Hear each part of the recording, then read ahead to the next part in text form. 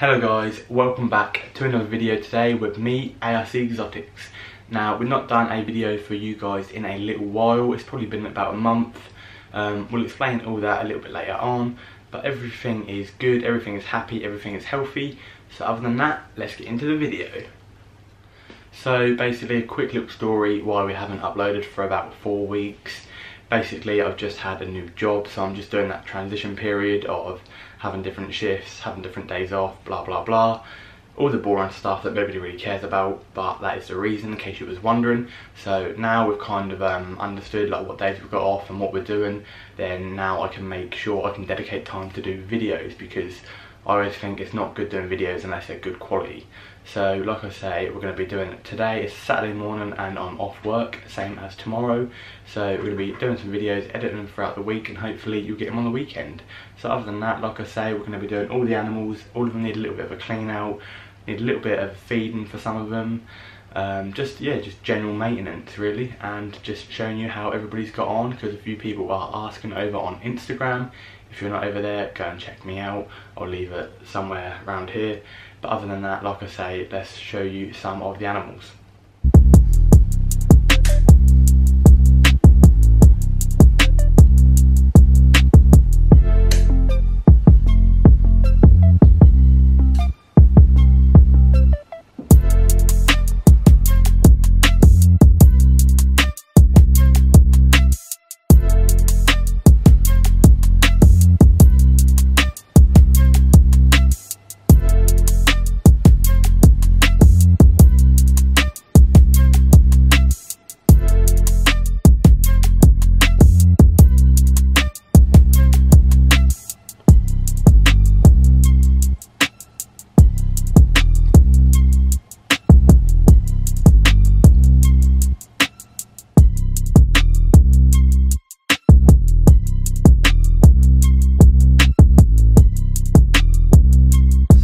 First things first, let's start with, if the camera will focus, that would be great. Let's start with this guy here. Who is this? I don't think you guys have seen him before. Now, you might have seen him over on Instagram, but you definitely haven't seen him on my YouTube channel. So this guy is a leopard gecko, as you probably already know, and he's called Blue. So what we're going to do is tell you a little bit more about how we got this amazing looking leopard gecko. I mean, look at his tail. Unbelievable. Happy, healthy, basking under some heat. So yeah, let's talk a little bit more about our new addition, Blue. But before we do that, I always end up getting sidetracked. I love coming in here in the morning because all the animals are heating up for the day. Oh, and I've just been spotted by him. He's probably going to run off any second. But as you can see, one of our line day geckos getting some nice heat in the morning so he can start his day. He's got a UVB as well. So again, another happy, healthy lizard ready to go. Let's see if he wants to eat. He might do, he might not. Licking his lips. You want that? Ooh.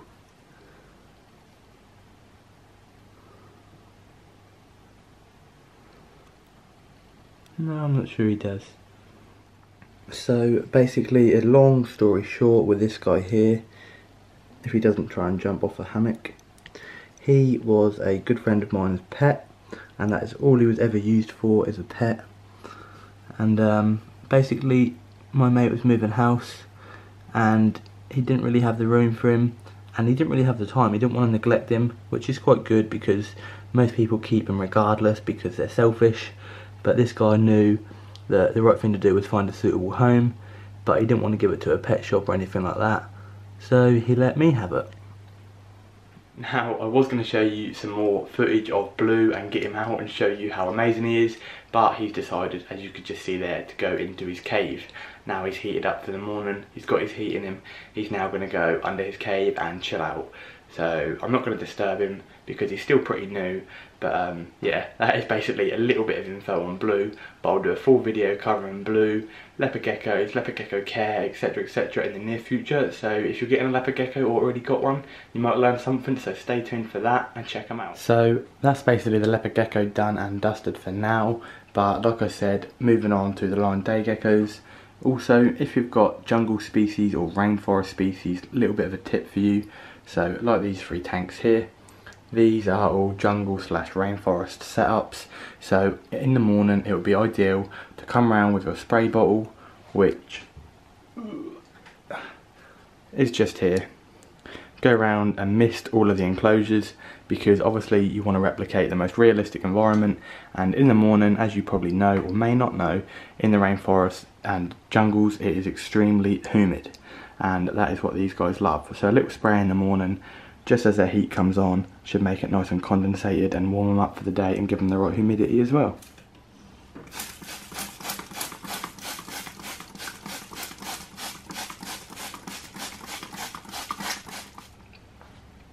So as you can see with this tank, it is a little bit neglected. Now it's not that it's not growing, because look at all the new roots. You can see absolutely loads of roots. So it's growing, but I'm not sure. I feel like potentially it needs more than just one jungle dawn, because that is sitting at the back. The majority of the plants are at the front, but yeah, we're getting a few little die-offs. But some of the stuff is doing really well, as you can see here. But in here, don't know if you better see him, probably not, right back there. Don't know if we can get in there enough to see him.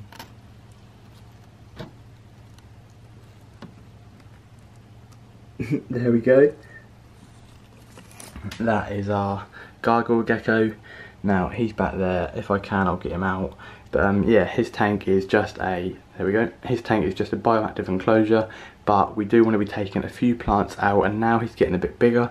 We want to start adding some decor, like logs coming down, logs going across, just stuff to make it a bit more active for him, so he can climb and be a bit more natural. There we go. So I've just had a little sort out and got rid of some of the plants that weren't doing so well.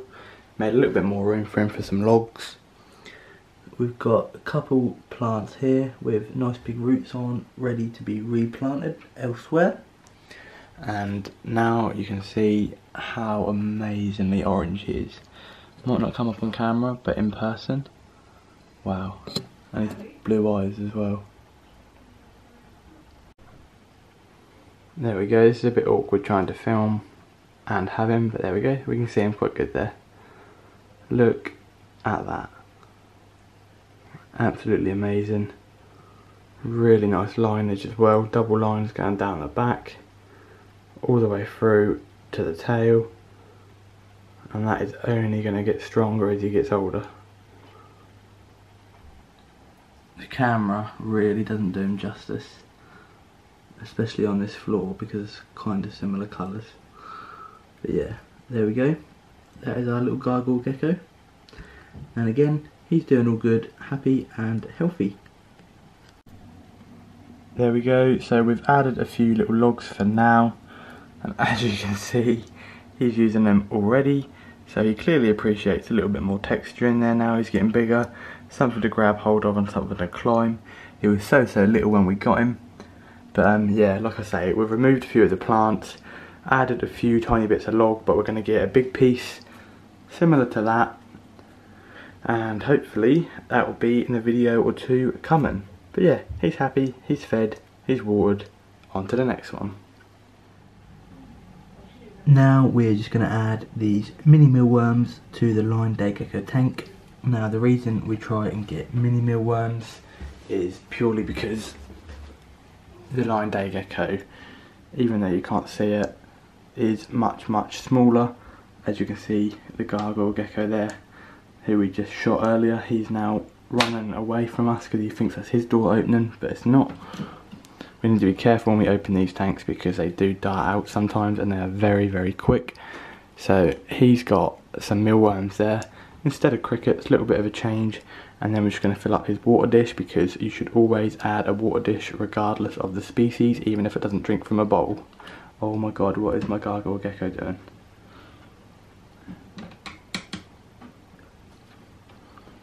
He's probably going to fall. No, he's alright, I think. Oh, there we go, he's safe. Phew.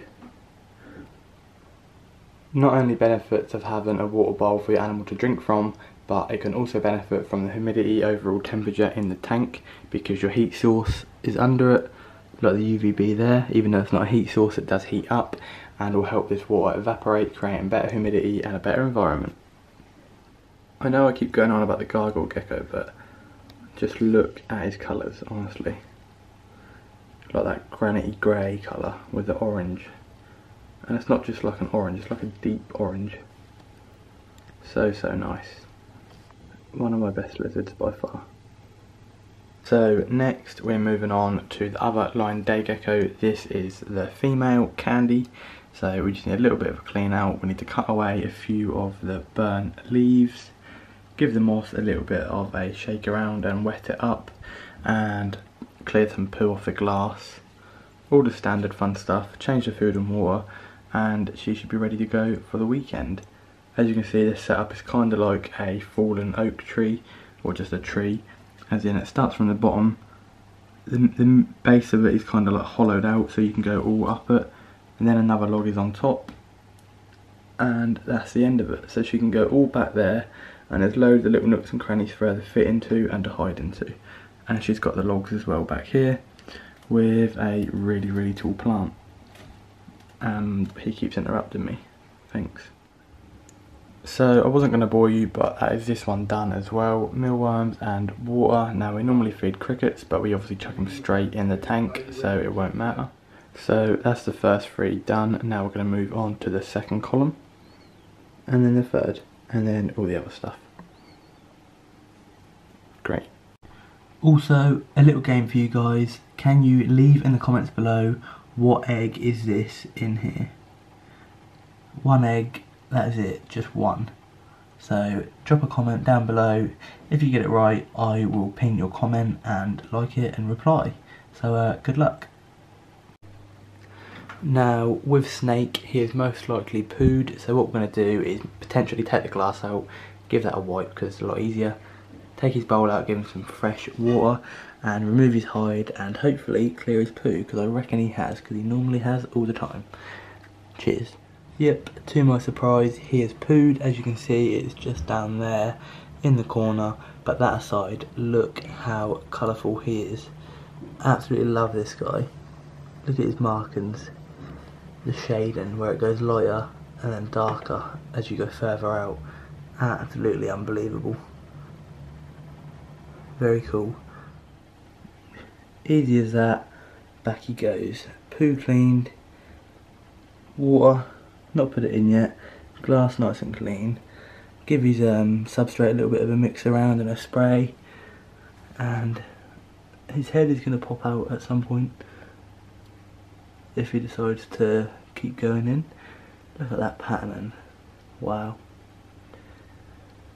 This is when he strikes the camera, which wouldn't surprise me.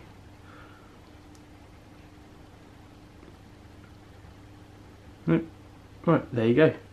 That is Snake done and dusted.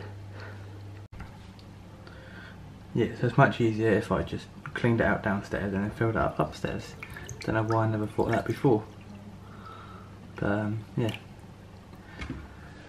It's going to be fun to try and put back. Hello. This guy, there's a video coming soon with him. He's getting quite a big upgrade. So yeah, stay tuned for that. That is why he's in this kind of like small to medium one at the minute, because the one he's getting is going to be pretty cool. So if you want to see that, then stick around, because that is probably our next project. Look at him just hanging there. He loves this log. Absolutely loves it. Oh, and he's probably going to get me. Run! So, Snakey is all done, he's chilling. Fresh water, nice clean hideout. Food defrosting on the radiator, happy days. Now we're on to the absolutely insane spider plant tank for the morning geckos. This isn't bioactive, but the spider plants just grow better under that kind of light, which is obviously the Arcadia one, and they're just potted. But that is more than enough for them guys, and they're nice and tight together like down there, so they can get in there and hide. And also the worst thing that morning geckos do, lay eggs like these 3 up here, all attached to the glass or the plastic. And I learnt the hard way when I was a bit younger, if you try to take these eggs out, they are basically glued to the side of the glass like that. Ooh, like that, and peeling that egg away will just crack the egg and kill it.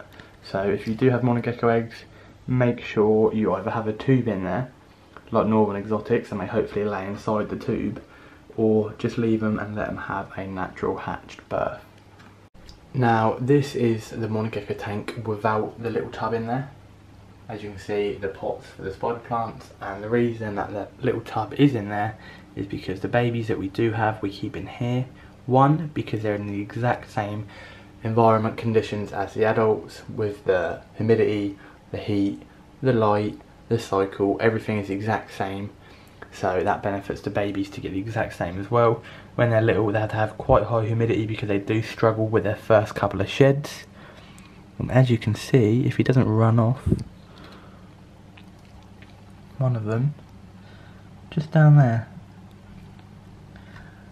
And I feel like they can just compete a little bit better for food in here, because that little guy being in a tank like that with 3 or 4 others who are adults, he's not going to get much food at all, and that would be very hard for him to eat and be sustainable. So we keep him in there. I recently let one go from there into the bigger tank, and I've monitored him and he's doing well, and he's competing with the others for food. So hopefully that will be the same with the 3 eggs that we've got up there, and obviously they'll go in here for the duration of their time growing up, like that little guy, and then they'll go into the big tank and obviously more eggs will form. So this guy needs a little bit of a clean out. As you can see though, very quick, and again really nice patterns as well. But yeah, I need to clean him out, make sure his substrate's all alright, and feed him some fruit flies. So we're going to skip through that. Hopefully you'll see him munching down on some fruit flies when he's nice and clean. And as you can see, these guys are extremely fast. So I'm just going to put him hopefully into here. You have to be so gentle with him. There we go. And he's going to go in there, and I'm going to clean out this tank here. Now we've just fed this guy, and I don't know if you can see, but he is hunting, going crazy. And it doesn't matter if we overfeed, because when they get through the vents here, all they'll do is end up in the big tank. So all the excess food gets eaten and nothing gets wasted. So it's a win-win scenario. So as you can see now, he's got more than enough, which will stay in the tank in and around the bottom. But all the ones that do escape, like the ones you can see here, will be picked off by the other bigger morning geckos. Don't know if you can see, but down there, no you probably can't, there's a guy literally waiting for him to come down. No you can't, he's sat at the bottom and he's eating them. So yeah, it's a good little system we've got in place. I quite like it. Also guys, another little tip for you. You probably do already know this, but just in case you don't, or if you've not even sort of thought about it, then this is why you always feed your live food. Not only because it helps your animal eat, because the insects they're eating are then better treated, therefore whatever goes into the insect goes into the animal, but also because it is just kind. If you're feeding an animal another insect, then you obviously love animals enough to keep them. So if you love animals, you should just always feed them anyway, and they do definitely appreciate it. Look at this.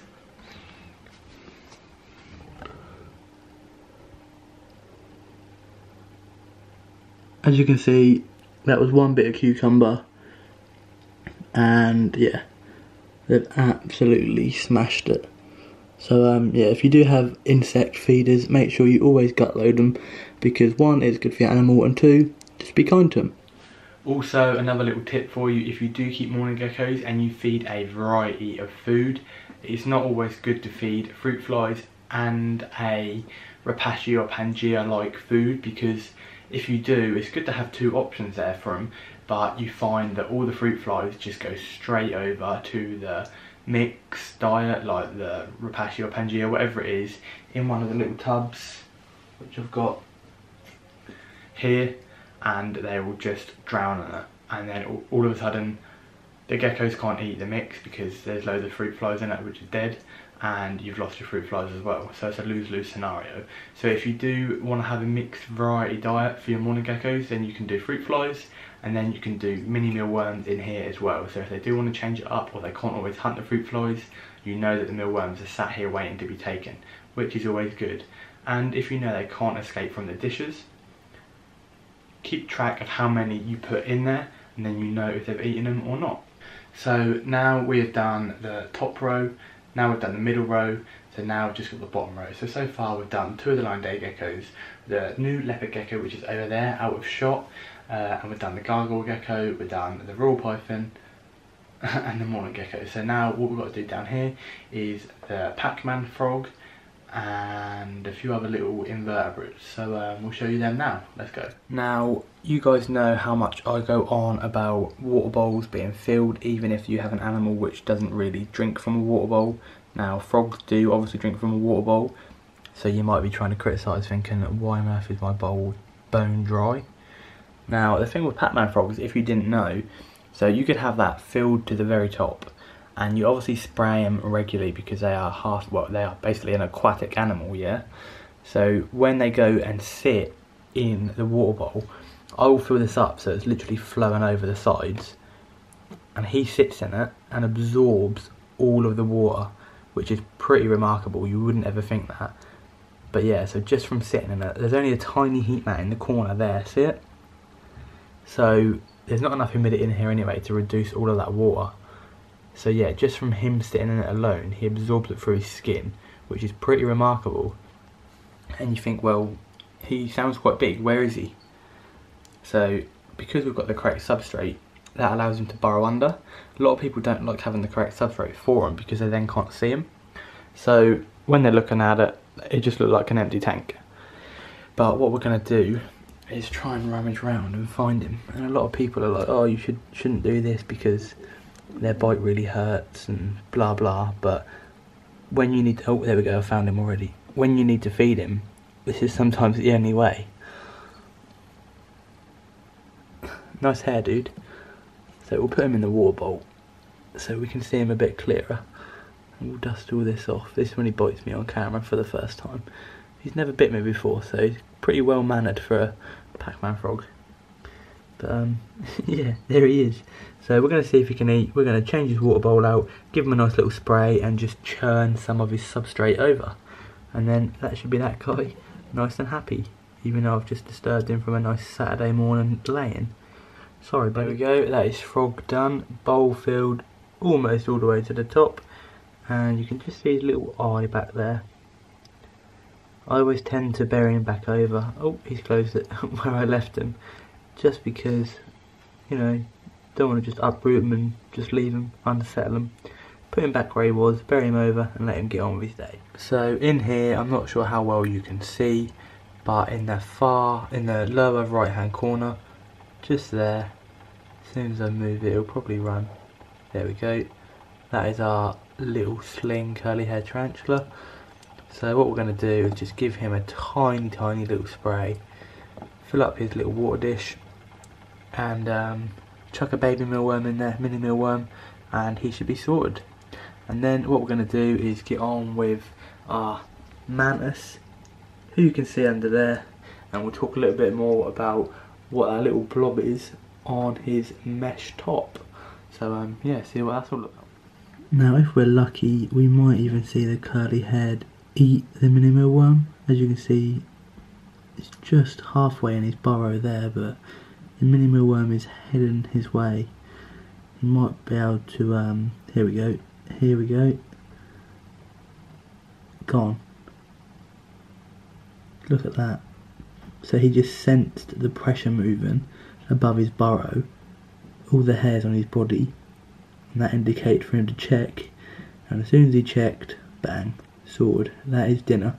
So yeah, I think this is the first time I've actually captured any tarantula on camera eating, so that's always good. On to the next one. Now with my mantis, I had no idea what this little thing on the mesh was. I googled it and I think that it's an egg sac, and basically it said afterwards that once the egg sac is laid, they don't live for a long duration after, and this has been on for about a week now. Obviously it was attached to him, but then he did disconnect it, and yeah, they also said that they do tend to die off in spring, and it is like the 6th of April today, so we're getting towards spring. So yeah, it looks like this could be not too long left for this guy, but he has had a pretty long life considering for a mantis. He's eaten really well, never refused food, and yeah, considering he's only got one eye, he's doing pretty good. So yeah, that's him. I will try and feed him, but it's quite awkward to film. If I can I will, but if not, we'll move on to the next. So I've just fed him, but I don't want to take the whole lid off. As you can see there, he's got a hold of him pretty well. So that should basically be the end of that locust. But yeah, he's still taking big locusts, still got a lot of power, still got a lot of strength, but they do just decline instantly. But as you can see, a little bit better view of the egg sac or whatever. I think it's an egg sac, but if you guys know any more, let me know down below, and hopefully help me out a little bit. But yeah, that is the mantis eating away. As you can see, his mandibles there chomping into the locust. So now we've done all of the rack system here, we're going to move on to what we've got over here. So now this is something that I've been meaning to ask for a little while. Obviously this is going to turn out to be quite a long video because we're doing every animal, well, almost every animal in this room anyway. But do you guys prefer shorter videos or longer videos? Because I'm not fussed either way. I can break it into 2 parts, or I can just do individual short videos, or I can do longer duration ones. But let me know what you guys think and help me out a little bit, and then hopefully we can give you a little bit more of what you want to see. So as you can see here, moving on to the Madagascar hissing cockroaches, we have a little salad cut up for them and some carrots and whatever. So we've put that in here, and this tank is doing really well. I need to grab a light for it though, so when it does sit under there you can see it a lot more, because there's a little bit of everything in there. There's Morio worms, there's Madagascar hissing cockroaches, as you can see up there, there's crickets, mealworms, the beetles after they've pupated, which are down there, all scurrying on the floor. So they're like the clean-up crew to what the Madagascans missed. So yeah, it's kind of like developed into its own little ecosystem. And as you can see, they love fresh veg. I just given a guy a carrot, and he's about to get attacked by that big guy and one of the little ones back there for the food. So and the other little one joining in. So yeah, they do appreciate the fresh cut food. And it's pretty easy, like when you're cooking meals at home and that, if you've got offcuts of veg, then chuck it in here and they definitely will appreciate it. So I'll give them a little spray, fill up that a little bit more, and put some food scattered around for them, and hopefully that should be them done and dusted. Not sure if we'll be able to get one to hiss, probably not. No, I'm not going to scare too many of them. No, none of them want to hiss today, they're all too happy. But that's a good thing. So yeah, other than that, that is basically them done. Very low maintenance. If you want a pet invertebrate, or pets, you know, more than one, you can have a few of these, and they're very low maintenance. No heat, no light. As long as you give them sort of fresh cut veg. I give them a bit of Pangea, Rapashi, and yeah. So now we're moving on to the isopods. As you can see here, a little group of the clown isopods. So what we're going to do is just go through individually, give them either some custodial fuel, which is this, or they do tend to love some just standard fish food pellets or flakes. So we're going to give them a tiny little spray, give them some food, and then go through them one by one. But other than that, the clown isopods that we got from Ely Exotics are doing really well. So we just done the zebras, but we haven't got many of them, and you can't see them too well, so I didn't bother filming them. But we've also got the standard tropical greys as well, which probably are everywhere. If I lift over here, there we go. Oh, I won't even filming. Absolutely loads under there, and they're pretty big as well. But yeah, we're just going to give these some fish flakes and deal with the others. So what else we've got is the dairy cows that have had a lot of babies, and the giant orange, the clowns, which we just showed you, zebras, and the standard tropical greys. So next up, like I say, the only ones we're not going to show is the zebras because you can hardly see them. So next up is the giant orange. Now normally they're all under that main bit of cork there, but they could be elsewhere. I've not checked on them in a little while, so let's see. Yeah, there's a few under there, so I reckon it's about half and half. As you can see, the substrate's nice and soft for them to burrow in, so if they do want to escape, they can. But yeah, same again with them. I'm not going to film it because it's just the same thing. So yeah, on to the next. So even though I have some high-end isopods, I forgot they were called then, like the, what are they called? See, my brain's just gone. Even though I've got some high-end isopods like the clowns, that's it, there we go. I think my favourites are definitely the dairy cows. Now in here, they're already having babies because I can see them. The camera probably won't pick it up, but under here, they'll be under that log there. There they are. And I absolutely love these. They're by far my favourite isopod now, I think. I wasn't too sure, but I liked them, but not enough to make them my favourite. But now they're definitely my favourite, and they eat really, really ferociously. So if I put food out, they will all fight for it and pull it apart from each other. So yeah, they're really cool, and it's great to see that we've got little babies already. So guys, that is basically all of the reptiles and invertebrates in this room. We haven't got too much stuff in other rooms, like next door, only leopard tortoise Gus, who you guys love, and Rolo the crested gecko. But as far as like reptiles and inverts, not furries or nothing else, that's basically all of this room done. So that basically covers a video on this room's maintenance for the week. I tend to do this at least once a week, but obviously I'll do other things like top up waters and that every other day. So basically, yeah, it's a lot to keep up, but it's good, it's enjoyable. I always learn something new from them, like the egg sac with the mantis. It's never ending, and they always fascinate me or interest me in a way which I didn't think they could. So yeah, they're really cool. Really love all the animals that I've got here, and hopefully they'll all live long, happy lives here with us. So other than that, if there's anything specifically you guys want to see, let me know down below. I'll get this video in edit ASAP and get it out to you. So other than that, thanks for watching, and stay tuned for another one next week.